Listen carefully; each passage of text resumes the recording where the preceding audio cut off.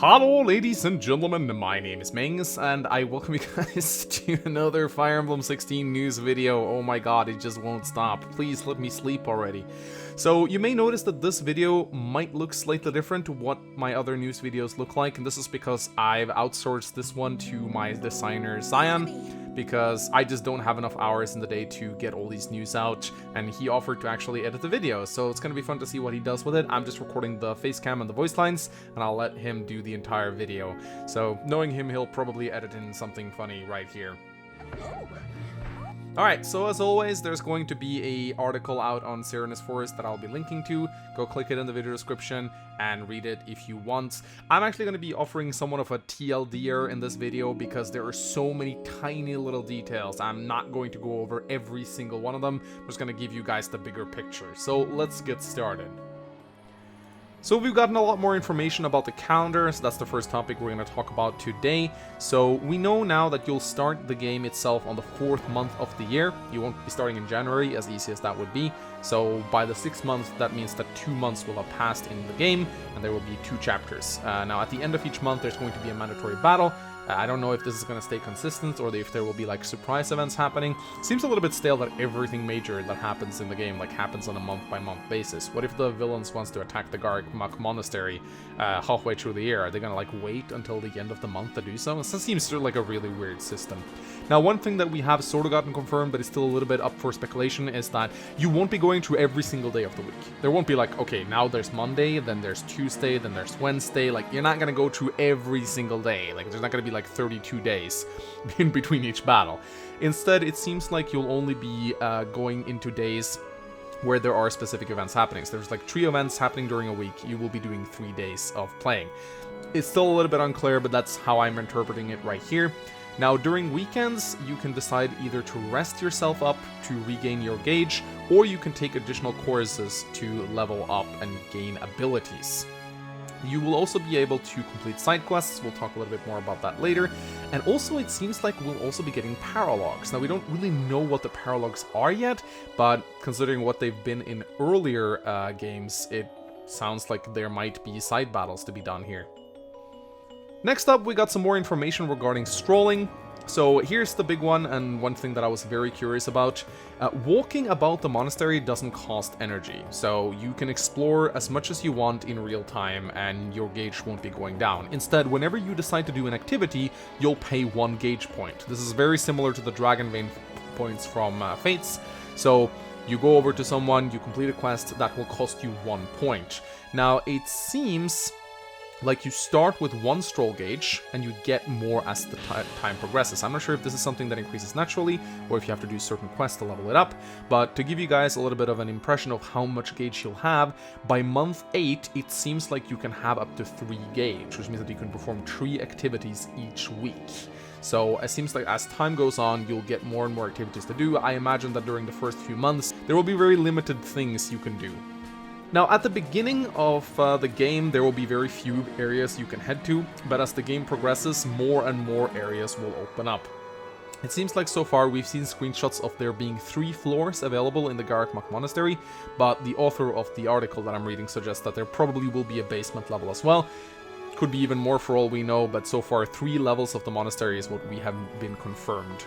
So when you're strolling about, you might run into students, not necessarily those from just your house. There are also students from the other houses around, and you can actually stop and talk to them. So even if you pick the Black Eagles, you can run into members of the Blue Lion, and you can complete quests and talk to them, perform certain activities. Here we see a screenshot of Mercedes stopping you and asking if you want to pray with her. There's also another event here where you run into Bernadetta, and she asks you what you're doing sneaking around, and if you answer that you're looking for sweets, she will actually say that she's doing the same thing, and this seems to give you some sort of affinity with her. Next up, let's talk about quests. And the quests are in the game, and unlike crests, the quests are not to blame. The crests are to blame. And they are very MMO-like in nature. Now, if you've played an MMORPG, you know all about how quests work. Usually there's like an exclamation mark above the quest giver, and indeed there is one in Treehouse as well. There's even a screenshot of it. You go over to them, you get sort of a menu up explaining what the quest is, then you can choose to accept it or decline it. When you do, you'll get it written into a log.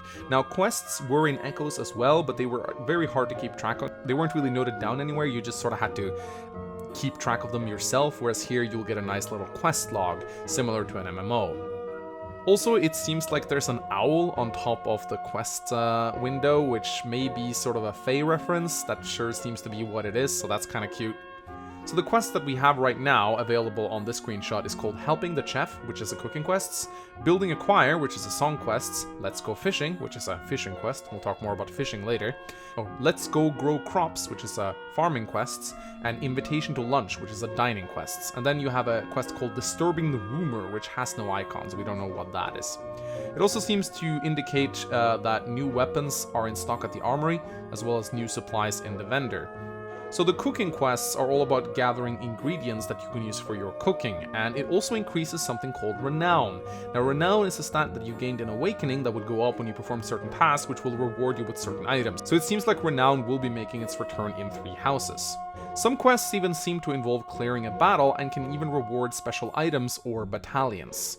Next up, let's talk about something called teacher training. Now, teacher training is basically just what you do with your students, but you can also take courses from the other teachers at the academy.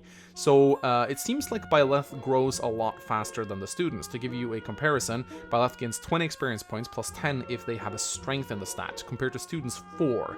It is still unknown if we can customize Byleth's weaknesses and strengths. I would believe you can, considering this has been an option in all of the games where avatars have been active, you know, except for like FE7 Mark. So it would be really cool if we could pick, for example, start with a Byleth that's strong in swords but weak in bows, for example. Would be a lot better than the Boon and Bane from the previous games. What's also funny is that when you take courses with the teachers, that also increases their support. And also, it seems like we've gotten confirmation that Manuela will be playable. She is listed as a level 5 cleric, and if you look closely in the very first trailer, there is actually a clip of her attacking with a fireball. Next up, let's talk about the new minigame that is fishing. Yes, finally we'll be able to fish in a Fire Emblem game. I have always wanted this, said no one ever, but this is a funny looking little minigame, so... the first thing I'm noticing is that it looks really cool. There's a lot of screenshots from it, and the stamina bars of the fish and you actually resemble old school Fire Emblem health bars, which is a nice little touch. I like Easter eggs like that. This very much seems to be a combo-based minigame. If you want to go read about it, there's a lot more information about it. I didn't really want to bother with every single detail, but it seems like you'll be throwing your fishing rod out, and you'll need to click some buttons in the right combination to catch the fish, and some fish seems to be harder to catch than others. There are quests that you can undertake that requires you to catch certain fish, and of course the fish can be used as ingredients in the mess hall, which we'll be talking about very soon. You also get a little bit of gold from fishing up the fish. Seems like you may be able to sell them to vendors, I don't know, maybe you can give them to certain students. We don't really know yet. Next up, let's talk about the mess hall. So the mess hall from Fates is back. In Fates, this allowed you to cook up ingredients into varying food to give to your army to give them various stat buffs, and this seems to be very much the case in Tree Houses as well. Now, it seems like we have 2 options in the mess hall. We can either feed everyone, and that allows us to pick a chef from any house, not just our own, and then we select our ingredients and then we pick the dish. And the dishes that we have to pick between here is the Beastlord Steak, the Unbeatable Grill, Champion Salad, Queenfish Statue, Galefish Cretin, Blessed Jelly, Immortal Hot Pot, Enlightened Cookie, and Enchanted Soup. So these are all really funny. During certain weekends, some types of meals are boosted regarding to the calendar. So, for example, during certain weekends, sweet food will give bigger buffs. So here we see that the Blessed Jelly, which is selected on the screenshot, gives everyone who eats it plus 2 luck until the season end. So that is pretty substantial. Seems like you'll be giving very nice stat boosts to everyone who eats this food, and it will last for quite a while too. It will at least last for a month, which we know is when each battle will be happening, but by the looks of things, it looks like this buff will also come into play during any skirmishes that you do during the month, not just for the next battle like it did in Fates. You can also choose to cook with your students, and this will increase your instruction level as well as build supports with them. Here we see a screenshot of Byleth cooking with Bernadetta, and apparently Bernadetta is pretty good at cooking. The second option that you have in the mess hall is to invite just a select number of people. There's going to be different types of meals available to this, and you'll be serving fewer people. However, when you do this, it will actually motivate the students. Probably because they get a little boost out of having sort of like a private dinner with their teacher, which allows them to work harder. So you want to select the students that really need the extra training and invite them to dinner to increase their motivation. Next up, let's talk about the greenhouse. Finally, we get to Farmville in Fire Emblem. Who asked for this? Not me. But anyway, so the greenhouse allows you to grow herbs for the price of money. Herbs are used for cooking, so you can plant certain herbs and you need them for certain advanced dishes. It isn't listed here, but I assume that maybe you'll be able to grow some stat boosters as well. It would be kind of cool if you could grow some herbs, for example, that you could use for healing or like a temporary buff to a stat, like tonics. We don't really know yet, but the greenhouse seems kind of interesting, I guess. We don't really know much more about it at this point. Next up, let's talk a little bit about some new map features. We have confirmed that fast travel will be in the game, so whenever you open up your minimap, you'll be able to select a location that you've been to before and just fast travel to that location so you don't have to just run around the monastery. This honestly is really good. It will save you a lot of in-game time. Now you'll be able to stroll freely, it doesn't cost you energy, so there's no reason to not take advantage of this feature, but it's just a quality of life thing. It seems like there will be certain checkpoints that you can go to once you've discovered them, and from what we know, the monastery is pretty huge, so this is a very good thing. Here we see a screenshot of the minimap, and the yellow dots on the map are other students from other houses. They will be moving around and you can talk to them. Now the blue dots, they represent your students, and the white dots are teachers or church folk. There will also be icons for armory, vendors, and stairs, and other points of interests. As we saw earlier, there seems to be 3 floors visible so far on the screenshot, though there might be more opening up at a later point. Next up, let's talk a little bit about the teachers. So far we've had 4 teachers revealed to us. There are Manuela, the big titty mommy, and Hanuman, the crest expert. However, there are 2 more which we haven't talked about yet. We have Sete, or Setes, I'm not sure how you pronounce it, but it's the assistant guy that stands next to Ria in one of the cinematics. We don't really know what his purpose is yet. We also have Catherine, who is the blonde sword lady we see charging at you with a sword, or she's like jumping at you. She reminds me a little bit of Flavia, and she is apparently an instructor that can increase your sword rank. Now what's kind of funny is that you can actually send your students to take courses from other teachers, and in some of these cases you will actually even study with them, so you'll get to see Byleth sitting at a desk reading with the other students, which is a little bit weird, I gotta be honest. Like, going to study with your teacher, I don't know, something seems off about that, but then again, you can date your students, so maybe it shouldn't. Now what's kind of funny is that this doesn't use stroll gauge, but actually your instructor gauge, which is a different one. So these are things that you can do in addition to all the other things you're doing at the monastery. We also see a screenshot of Byleth talking.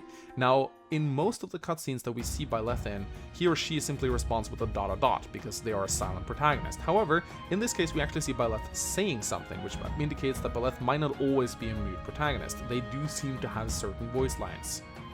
Here we see a screenshot of everyone attending the course gaining 50 motivation. So it's very important to send your students away to other teachers. This will increase their motivation, which will allow them to study harder. Then we got some more information regarding the venture feature. Just as I suspected, this is indeed grinding and random battles. So venturing uses a special venture gauge. It seems to start at 1, and even 6 months into the game it is still at 1, so it seems like the venture gauge will be going up very slowly, so you won't be able to grind a lot. It is confirmed to have skirmishes. There will be battles popping up at the minimap, and you'll be able to go and fight them. Now, here's the funny one, and one thing that I think is extremely interesting. So, on normal mode, there will be exclusive skirmishes costing 0 gauge, which means they are free to complete, but they will only show up on normal mode, not on hard mode. So it seems like if you select hard mode, there will be a lot less grinding. There will still be some, but on normal mode there seems to be a lot more of it. Not endless, but there will be special only normal mode available skirmishes that will cost 0 gauge. You can always go and do them free of costs. Personally, I think this is a really cool way to really ramp up the difficulty without just bumping up enemy stats, although we don't know if hard mode will also affect other things. There's also a lot of side quests showing up in venture mode that apparently has story elements to them. So here we see a screenshot of Ingrid and Dorothea in a particular quest where Ingrid gets proposed to, but Dorothea seems to decline it after hearing his name.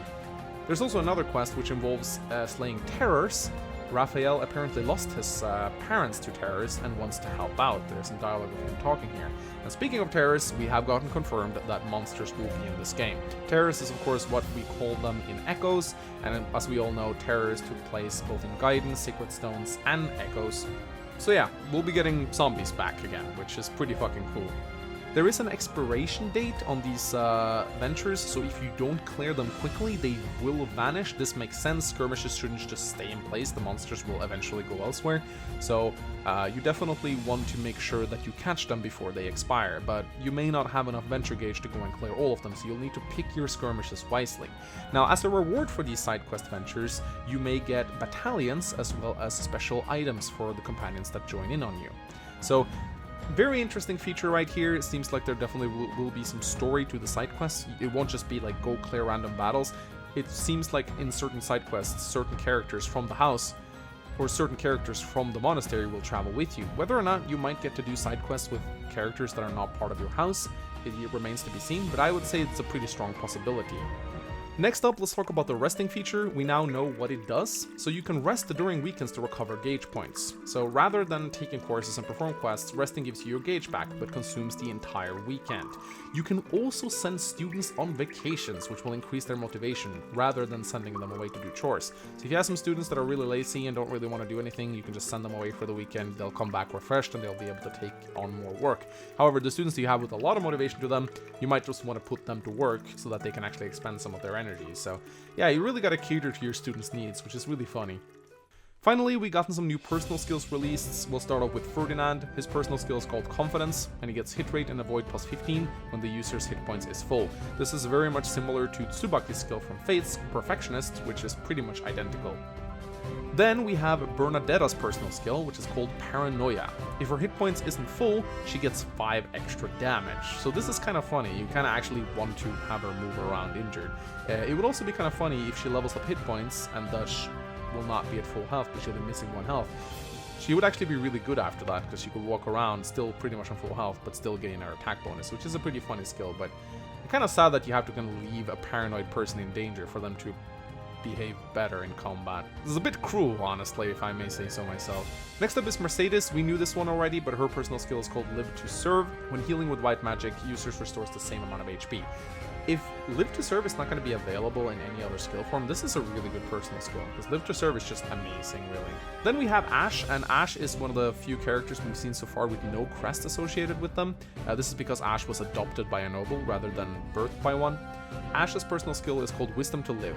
User can open doors and chests without keys. So this is very interesting. It means that you really don't want to reclass Ashe to a thief, as thieves get that skill anyway. So Ashe will pretty much act like a thief without needing to be one. So that's kind of funny to see. Then we have Raphael, and Raphael is also confirmed to have no crests. I said in the previous video that he did. That was a mistake. My bad. We now know that he doesn't. And his personal skill is called Scavenger. User has a luck percentage chance to restore 10% HP at the start of each turn. This skill is hot garbage. Like, wow, 10% is nothing, and a luck percentage chance? That's so bad. I mean, passive healing is good, but don't get me wrong, but like, wow, this would have been trash even if it activated every single turn in my opinion, which would be a huge renewal. And then finally we got Lysithea, and her personal skill is called Prodigy. She gets double experience points towards professor levels. That is pretty crazy. That is absolutely pretty crazy. So when you teach her, she levels up twice as fast. It's a good girl right there. She has a bit of a sly smirk to her as well. She looks like she'll be a girl that will be up to no good. That's the impression I'm getting from her. Alright, ladies and gentlemen, that's the end of this news coverage. There were some minor details that I didn't touch upon. Again, just go read the article yourself, link in the video description if you want to get all the little tidbits and details. But I feel like I just wanted to cover the broader subject and just kind of give you a TLDR for those of you who don't want to sift through a huge article. Let me know in the comment section if you're excited for these news, what you think about them, and also let me know how my designer Cyan did editing this video. It probably made it look a lot prettier than what I normally do, so don't expect this kind of quality in every single video. I mean, it's still my channel after all, so yeah. Anyway, hope you had fun editing this chick. For everyone else, give a like and a comment, and I shall see you guys next time. Bye-bye.